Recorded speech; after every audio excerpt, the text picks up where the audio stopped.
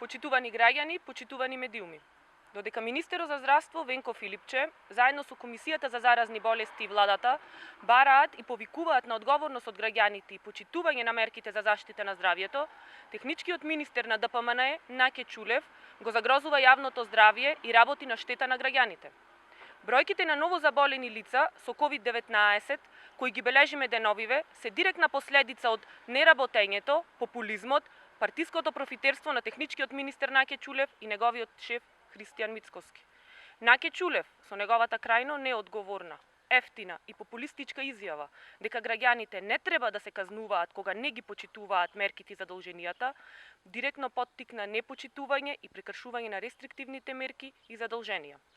Јавноста во бројни наврати беше сведок на масовни прекршувања на забраната за движење, забраната за групирање, непочитување на задолжително носење заштитна опрема, а полицијата предводена од Чулев не преземаше ништо. Граѓаните не заборавија дека и тој самиот организираше јавни собири и снимаше спотови без почитување на мерките.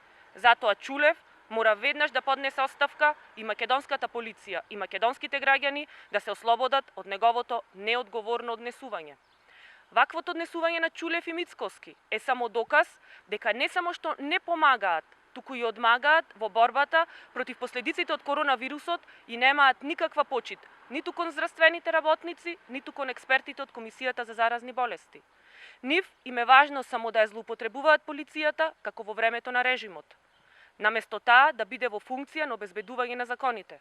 Работите се јасни, а граѓаните се мудри и знаат дека ова беззаконие, пропагирано од Чулев и ДПМН, мора да се казни на избори. Само избори се решение за незрелото, неодговорното и несериозното однесување на Христијан Мицкоски и неговите кадри во техничката влада. На државата и се потребни институции со полн капацитет, кои ефикасно ќе се справат со последиците од актуелната пандемија, кои ќе бидат подготвени за новиот бран, кој по сите најави од Светската здравствена организација се очекува на есен.